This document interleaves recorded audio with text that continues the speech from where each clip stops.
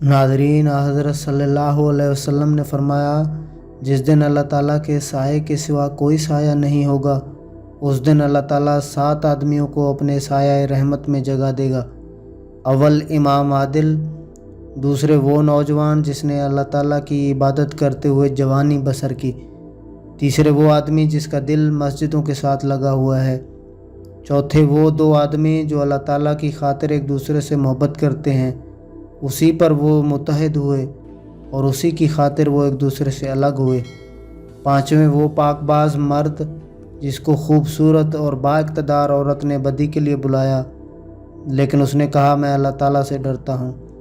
چھٹے وہ سخی جس نے اس طرح پوشیدہ طور پر اللہ تعالیٰ کی راہ میں صدقہ دیا کہ اس کے بائیں ہاتھ کو بھی خبر نہ ہوئی